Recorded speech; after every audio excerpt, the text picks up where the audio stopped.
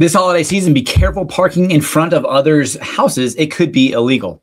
Not necessarily, but there are some rules to abide by. 5 feet of a driveway, which is kind of interesting because there are definitely times where I block up against the driveway, really pretty close. 15 feet of a hydrant, of course, occupying handicap spaces without a permit, facing the wrong direction. But overall, there is no rules around parking in front of people's houses during the holiday season. So make sure that you have fun. It is live in Fort Collins, coming to you live every Tuesday at noon. We will not be going live next week as it is the Christmas week, as my family and I will be celebrating that in California. Fortunately, on the flip side of not having a white Christmas, it does look like we should have some clear weather to travel to and from DIA. Knock on wood, keeping that smooth. But that being said, we live on a busier corner, and there was a kind of an article that came out that just talking around the holidays. Of course, there are going to be houses that have family gatherings, friends, all that good stuff. Just be considerate. If you have a little bit too much to drink and leave your car parked overnight, just come get it the next morning. On top of that, it's Colorado's safest hospitals. My grandpa just had open heart surgery and was at MCR. Fortunately, it is a top ranked hospital in Colorado. Last I heard was number 3 in Colorado, but there was a safest hospitals in Colorado rankings all the way from A to F, but there were some UC Health institution that received C's and D's, and UC Health wasn't super excited about that. Now, I don't know about you. My wife, we ended up having to go to an emergency room on our first pregnancy when we were in Cincinnati, and it ended up being a hospital in Kentucky. During a time where, I don't really look at what hospital I'm going to in that type of situation. Now, obviously, for surgeries, experts, things of that nature, there's always stories that are worth going and checking out some of these ratings and rankings. But definitely feel free to reach out, ask us. We do have personal experiences, whether that's a good thing or a bad thing here in Northern Colorado for hospitals. At Wellington Middle High School, which actually is housing 1,177 students, talks about the growth of North Fort Collins into the Wellington area. But they actually had to close down school for a couple of days to deal with smoke damage that was caused from a woodworking class of a pile of oily rags. It's I always forget that things like that can combust. So make sure to be careful. There are accidents that happen during this holiday season, so stay safe. But Wellington Middle High School, and congratulations to Wellington as well. They were 2A. One state football, had a lot of kids ranked in the 2A all-state football team, and their quarterback is going to play at the University of Nevada. So always pretty cool. Now, the one thing that we've seen a lot of is decent high winds, especially up in Estes, Red Feather area. We have a cabin up there, and one of our partners was up there, and he talked about how there was a shingle that had came off the roof. Now, this roof is definitely very old and needs to be replaced. So we will probably be replacing that next year. But there were downed lines. Actually, in fact, over 5,000 people that were getting electricity provided by Poudre Valley REA were without power because of downed lines.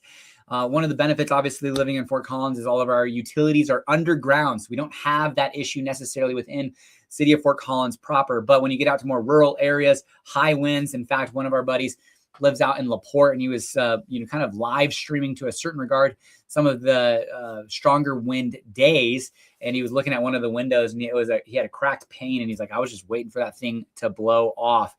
So we definitely had some high winds. 287 north and I-25 north, as soon as you get to kind of that Wellington area, it starts to get a lot more Cheyenne, Wyoming type weather than it is Colorado. We're shut down on December 9th.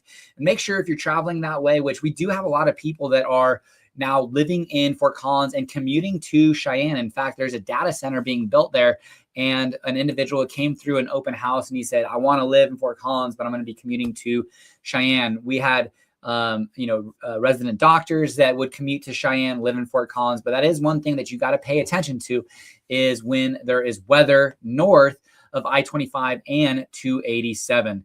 But yeah, those 5,000 homes were without power from I think for a few hours, but they were restored on that day around 3:30, 4 o'clock with winds around 75 miles per hour. The Foothills Mall, we've actually been spending a decent amount of time at the Foothills Mall because our son was doing the basketball through the Fort Collins rec program. And afterwards we'd go and we'd pick up some milk and maybe some salsa or, some other crafts and handmade things at the Foothills Mall, Saturdays, 10 a.m. to 2 p.m.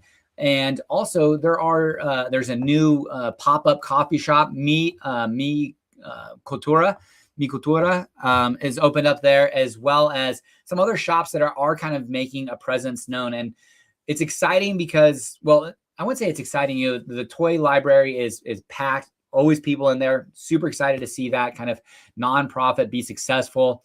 If you're looking at kind of not wanting to borrow toys, but maybe use toys, that is a great option for you to go check out a toy, return it at a later time, and it's free. You can become a member, which I'm a member of, for $5 a month. It's just it's just helping this type of situation occupant be successful, help them stay in business, especially if you like something like that. But the Foothills Mall has some more liveliness to it and kind of life to it, and hopefully that continues on. Now, I know obviously the McQuinneys who own that still have a lot of plans in place for that mall. So a lot of these residents, or tenants, I should say, are shorter term, but with excitement towards the future. The Foothills Activity Center, that section is going to remain regardless of whatever the McQuinneys does, because actually that is like condominiumized. I believe that section is actually owned by the city of Fort Collins. So that is going to stay regardless. Some eateries that are coming. Now, I never was a big Black Eyed Pea fan, but it sounds like they're going to be taking over the old Outback space, opening up in the new year. That's their goal. They have a liquor license hearing December 17th. They're hoping to be open up this year, but it sounds like it'll be into the new year. And from there, there's a pad Thai restaurant, Three Dragon Thai, which I'm super excited about. Never really been to a Thai restaurant, but the reason I'm excited about it is because it's taking over the old Taco Stop location, which is on the south, very far south side of town, really just a couple blocks from Trilby on College. And that was just kind of a nice little restaurant because it was really, half a mile, 3/4 of a mile from my house. So very easy to get to. But it also has got like some good eats there. So I'll have to tell my agent Connor to go check it out because he's a big Thai restaurant fan. Actually, I'm going to be doing a market update beginning of January. I actually just did a cost of living video that's coming out in a couple of weeks. Excited for you guys to watch that. So go watch that on my Living in Fort Collins YouTube channel if you're considering relocating to the area. But it did talk about how housing prices in Fort Collins have been remaining relatively flat, really for the last 2 to 3 years. In November of 2022, house prices were about $610,000 on a rolling 12-month average. And just this last month, there were $623,000 for a single-family detached house in Fort Collins on a rolling 12-month average. So roughly about a 2% increase. But there was a report out there that there are a lot of markets in Colorado that saw a 2% drop in housing prices. In fact, in Fort Collins, 82% of homes saw price reductions for their house, and 92% in Pueblo, 91% in Colorado, Denver, 86% in Colorado Springs, 85% in Greeley, 84% in Boulder. A lot of that is seasonality. This is to be expected. Prices drop. We actually just made an offer on an investment property for a client, 15% off of list price, cash, close in 14 days. Super attractive. It was a rejected offer, but that is kind of the time of year we are in. Houses are sitting on the market longer. Days on market has increased. A lot of that is seasonal, but we will see what happens moving into the new year. CSU, actually has had the best recruiting class it's had in really over the last 15 years with the new Coach Jim Mora coming in, ranking 65th. On top of that, CSU basketball is their Ken Pom rankings. I don't really even know what that is necessarily, but I know it's important for the NCAA basketball tournament. They're just outside of the NCAA tournament, I think right around 54th, 59th or something along those lines, but doing much better than they were last year. And last year, we just barely missed the Sweet 16 by one shot when we were playing Maryland. So super exciting things happening at CSU athletically. in football and basketball. And then, of course, our darlings, track and field and volleyball, always seem to do quite well. If you got a kid in the Poudre School District, next year it will be a later start. August 19th is when it will be starting, 1 week later than when it normally does, with a big emphasis on trying to limit heat exposure on these buildings. These buildings are older, they're hotter. A lot of them don't have, I think there's 30 buildings in the Poudre School District that don't have air conditioner, and it will take about 15 years to get all of the buildings to have air conditioning. So it won't be until 2041 until all of the buildings in a Poudre School District have air conditioning. To offset that, they're starting school 1 week later, August 19th. The fall semester will be 81 days, and the spring semester will be 95 days. We will still have a week for spring break, 2 weeks for Christmas break, and 1 week for a fall break as well. So that is really the biggest changes moving into the new year. That calendar passed 6-1 vote, and the heat impacts were the biggest deal going on there. Forge campus in Loveland. If you haven't seen this, it is on the southwest side of Loveland off of 14th. It was an old Hewlett-Packard facility campus, 811,000 square feet, 177-acre campus. When actually the individual who was an investor and partner on this, Jay Doctor, who actually shot our wedding pictures way back in 2012 with his wife. If you're looking for great pictures, Catherine Doctor is a great option. But he and partners bought this, and when they bought it, it was a 15% occupancy here, and now is it all the way at 73%. They've invested more than $11 million into this facility, and it just won Company of the Year award in Colorado. It's the Eddy Award and Economic Development Council of Colorado. Super exciting things for Fort Collins, Northern Colorado. That is kind of like an innovation, manufacturing, tech hub, and we definitely need that for companies to be able to grow, thrive, and build here in Fort Collins. So congratulations to Jay Doctor and the Forge campus.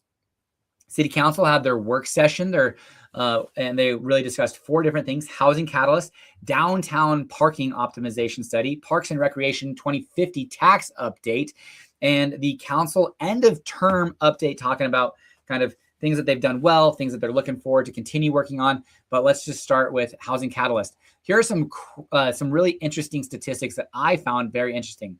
Housing catalyst, which is kind of our housing authority helper, so building affordable housing as well as helping with rentals. They serve over 1,100 homes, 2,100 residents. $25,000 is the average annual salary of one of their residents. They give out 1,740 vouchers on a monthly basis to help with rental assistance, which equates to $20.9 million annually of rental support paid out to landlords. So you can see how vital it is for Housing Catalyst, and they are building new developments. They are beautiful. Actually, I just was at Poudre High School, and I didn't realize, I drove by the village out in Paula, and I was like, that looks like a affordable housing project from the city of Fort Collins, because they're beautifully built, and they do have kind of the same architectural design. And I was excited to see it, and that was a new development from them. They've got other things in place, public-private partnerships, LIHTC, low-income housing tax credits, as well as lots of other tools and resources that they use. So there was an update there. Downtown parking optimization study. I want to keep this close to 15 minutes, but I did put out a question to my Living in Fort Collins YouTube channel, which has just a few more subscribers than my Fort Collins lifestyle channel. But the question I asked was, would paid parking deter you from visiting downtown? And with 7 votes, 43% said yes, 43% said no, and 14% said that does not matter. So not a ton of votes there. I'm interested to know what you think as far as City of Fort Collins doing that. There are some deferred maintenance issues. There is continual maintenance issues. They're trying to get people more into the parking garages, off the street, allow for parking. And if you want to be more in a more valuable parking spot, and you could be there for 4 hours to pay for that, it could be a revenue generator. It seems like some form or fashion of this will pass. It just might be a little bit pared down to begin with. Parks and Recreation, the 2050 tax, that is huge. they're generating over 10 million, basically around $10 million over the next 30 years, which equates to about $400 million dedicated toward parks and recreation in Fort Collins. 20% will help build more capital projects, Southeast Community Center, the Mulberry Pool rebuild, and then 80% will go to refreshing, renovating, and updating and keeping maintained some of these 1,000 acres worth of parks that we have in Fort Collins. And then the council end of year reports, we've got a lot of things that are happening that will happen in the future. Zoning, land use code changes, Harmony Corridor, 15-minute communities, carbon emissions. There was a lot of different things that they were working on, and the new council members will come in the new year. As for things to do this week, the Wellington Lights, December 19th, 4 to 8 p.m. Go check out Wellington. I was just talking. Wellington's got a lot of love this episode with Wellington football, and then Wellington Lights, December 19th. Santa photos at the mall up until December 24th. Ugly Sweater Party at Muggs, December 20th, 6 to 9 p.m. Santa's Reindeer at Bath Garden Center, December 20th, 8:30 to 12 p.m. 8:30 a.m. to 12 p.m. Garden of the Lights, again, December 12th through the 28th, nightly at the Gardens on Spring Creek. Winter's Farmers Market every Saturday, 10 a.m. to 2 p.m. NOCO Winter Wonderland, November 28th through the 1st. And that is at 4927 East County Road 36, Fort Collins. And you can kind of drive through this winter wonderland. So my family and I will probably do kind of our Christmas light drive this weekend.